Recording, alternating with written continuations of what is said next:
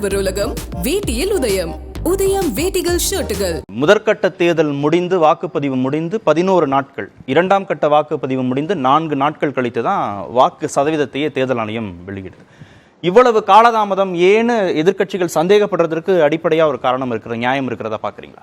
இல்லை, அது நியாயம் இருக்க தான் செய்யுது. ஏன்னா நீங்கள் வந்து அந்த நம்பர்ஸ் வச்சு தான் நீங்கள் வந்து பர்சன்டேஜ் அரைவ் பண்ணுறீங்க. நேரடியாக பர்சன்டேஜ் அரைவ் பண்ணுறது வாய்ப்பே இல்லை. நம்பர்ஸ் இருக்குது நிச்சயமாக அது வந்து முடிவுகள் வரும்போது அவங்க நிச்சயமாக பப்ளிஷ் பண்ண தான் போகிறாங்க. அதை ஏன் வந்து இப்போ உடனடியாக பப்ளிஷ் பண்ணணும், அதை பண்ணக்கூடாது அப்படிங்கிற கேள்வி கேட்குறாங்க. அது நியாயமான கேள்வி. ஆனால் வந்து இந்த முன்னுக்கு பின் முரணாக வருது பார்த்தீங்களா? முன்னாடி அந்த தேர்தலில் அந்த 5 மணிக்கு வந்த நிலவரங்கள், 6 மணிக்கு, அப்புறம் மிட் நைட்டில் வந்த நிலவரம், அடுத்த நாள் வந்த கரெக்ஷன்ஸ், இதிலெல்லாம் ஒரு கேள்விக்குறியாக்கப்படுகிறது. அது நல்ல விஷயம். ஏன்னா வந்து ப்ராக்டிக்கலாக அந்த சிஸ்டம் எப்படி எல்லாமே மிஸ்மேட்ச் ஆகிட்டே இருக்கு. மிஸ்மேட்ச் ஆகுதுன்னா அது சிஸ்டம் எப்படி? நானும் வந்து ஒரு 2 தேர்தலில் ஒரு தேர்தல் பணியாளராக பணியாற்றிய அனுபவத்தில் சொல்கிறேன். நாங்கள் வந்து ஒவ்வொரு மணி நேரத்துக்கும் வந்து கொடுக்கணும், எவ்வளோ போல் ஆயிருக்குங்க விஷயத்தை சொல்லணும். அதை வந்து ப்ரெசைடிங் ஆஃபீஸர் என்ன பண்ணுவார்? டபுள் செக் பண்ணுவார். திரும்ப செக் பண்ணிக்கிங்க, ஏன்னா ஒரு தடவை கொடுத்துட்டு கரெக்ட் பண்ண முடியாதும்பாங்க. ஸோ அந்த பதட்டத்தோடு தான் நம்ம வந்து அந்த கவுண்ட் பண்ணி கொடுப்போம்.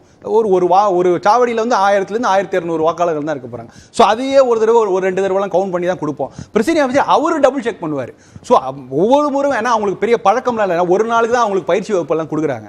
ஸோ ஒவ்வொருத்துக்கும் ஒரு பெரிய லெவலில் எக்ஸ்பீரியன்ஸ்லாம் கிடையாது.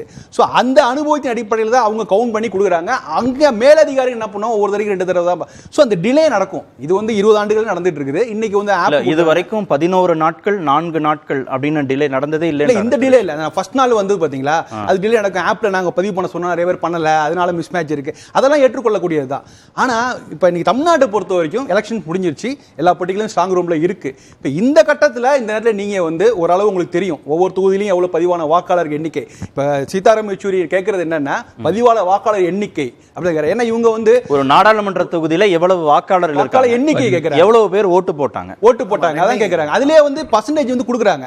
அதுலயே வந்து ஆண் வாக்காளர்களுடைய பர்சன்டேஜ், பெண் வாக்காளர் பர்சன்டேஜ், திருநங்கைகள் பர்சன்டேஜ் கொடுக்குது. 2014 வரைக்கும் கொடுத்திருக்காங்க. அதுக்கப்புறம் கொடுக்கல. இன்றைக்கும் இப்ப நீங்க இன்னைக்கு 2 கட்ட பதிவு ஃபேஸ்ல வந்து பர்சன்டேஜ் சொல்லும்போது அப்படி கொடுத்திருக்காங்க. ஆனா எதில இருந்து அது டெரைவ் பண்ணனும்னு சொல்லல. ஆனா அந்த நம்பரை வச்சு தான் டெரைவ் பண்ணிருக்காங்க. அந்த நம்பர் இல்லாம நம்பர் சொல்றதுல என்ன தயக்கம் தெரியல. அது மோரவ தமிழ்நாட்டை பொறுத்த வரைக்கும் அந்த தேர்தல் பணிக்கான நடவடிக்கைகள் முடிந்து விட்டன.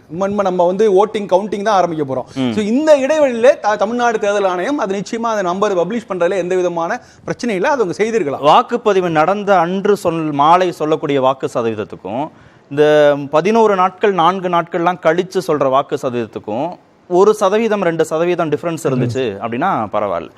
லட்சத்தீவுல வந்து 25% டிஃபரன்ஸ், அருணாச்சல பிரதேசத்தில் 12% டிஃபரன்ஸ் இருக்கு, சிக்கிம்ல 11% அளவுக்கு டிஃபரன்ஸ் இருக்கு, ஆவரேஜா 6% அளவுக்கு டிஃபரன்ஸ். இது வந்து தேர்தல் முடிவில் தாக்கத்தை ஏற்படுத்துமோ அப்படின்ற சந்தேகம் எதிர்க்கட்சிகள் வரதானே செய்யும். ஆமா, நிச்சயமா எல்லா கட்சிகளுக்குமே அந்த இது இருக்கும். அதாவது பொதுவாக இப்போ என்னென்னா, நம்ம ஒரு மாநிலத்தில் ஒரு இடத்துல வந்து அதிகமான வாக்குகள் வந்தாலோ இல்லை வாக்கு பதிவு குறைந்தாலோ அது ஆளுங்கட்சிக்கு சாதகமாக, அது ஒரு பெரிய கிளிஷே தான். ஆனால் அந்த வாதங்கள் தொடர்ந்து முன்வைக்கப்பட்டிருக்காங்க. நம்ம தமிழ்நாட்டை பொறுத்த வரைக்கும் வாக்காளர் பட்டியலேருந்து 1 லட்சம் வாக்காளர்கள் நீக்கப்பட்டதுன்னு சொல்லிட்டு அண்ணாமலை அவர் குற்றம் சாட்டினார்.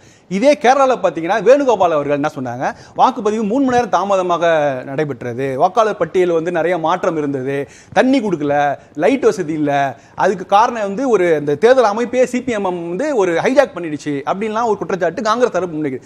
ஸோ எல்லா மாநிலங்களிலுமே ஆளுங்கட்சி யாருக்கு கால், எதிர்கட்சி யாருங்க அந்த விதமான பாகுபாடு கிடையாது. எல்லாருமே அந்த ஒரு சிஸ்டத்தை நோக்கி குரல் எழுப்புறார்கள். எல்லாத்திற்கும் நம்ம தேர்தல் ஆணையம் பதில் சொல்ல வேண்டும் என்கிற ஒரு கடுமையான அழுத்தத்தை நம்ம கொடுக்குறோம். அதே சமயத்தில் தேர்தல் ஆணையம் பர்ஃபெக்டா செயல்படல, சில பிராக்டிகல் டிஃபிகல்டிஸ் இருக்கு. மேனுவல் எரர் தான் நான் சொல்றேன். அடிப்படையில இருந்து ஆரம்பிச்சு எல்லாருமே வந்து மேனுவல் எரருக்கான வாய்ப்புகள் நிறையவே இருக்கு. அவங்க சரிபடுத்துவதற்கான எல்லா ஆப்ல சப்மிட் பண்ணுங்கலாம் சொல்றாங்க. அது எந்த அளவுக்கு அந்த ஆப்போட அவங்க ஃபெமிலியாரிட்டி இருக்குங்களா நமக்கு தெரியாது. ஆனா அவங்களுக்கு கொடுக்கப்பட்ட பயிற்சிங்கிறது ஒரே மாநிலத்துல சில நாட்கள் இடைவெளியில நீலகிரி, ஈரோடு, தென்காசி அப்படின்னு சில நாட்கள் இடைவெளியில ஸ்ட்ராங் ரூம்ல பொருத்தப்பட்டிருக்கக்கூடிய சிசிடிவி கேமராக்கள் செயலிழக்குது. எதிர்க்கட்சிகள் சந்தேகத்தை கிளப்புறாங்க. இப்போ இது அங்கொன்றும் இங்கொன்றுமாக நடக்கிற தவறு மாதிரி தெரியல எதிர்க்கட்சிகள் வைக்கிற விமர்சனங்களை வச்சு பார்க்கிற போது. இல்லை, இது வந்து செய்திகளை தான் நான் பார்க்குறேன். செய்திகளை கோர்த்து ஒரு முடிவுக்கு என்னால் வர முடியல. என்ன காரணம், தமிழ்நாட்டில் வந்து பார்த்தீங்கன்னா 68,000 வாக்குச்சாவடிகள், அதில் கிட்டத்தட்ட ஒரு 48,000 வாக்குச்சாவடிகள் நம்ம ஃபுல் அண்ட் ஃபுல் சிசிடிவி வச்சு கண்காணித்தோம். இங்கே சென்னையில் கண்ட்ரோல் ரூமில் இருந்துகிட்டே எந்த வாக்குச்சாவடியில் அதிகமாக கூட்டம் இருக்கிறது, அதை கூட்டத்தை முறைப்படுத்துங்கள்லாம் இன்ஸ்ட்ரக்ஷன் கொடுத்தாங்க. ஸோ கிட்டத்தட்ட பார்த்தீங்கன்னா ஒரு 80% வந்து நம்ம சிசிடிவி வச்சுட்டோம். அதனால் இந்த ஸ்ட்ராங் ரூம் முழுக்கவே சிசிடிவி தான் இருக்குது.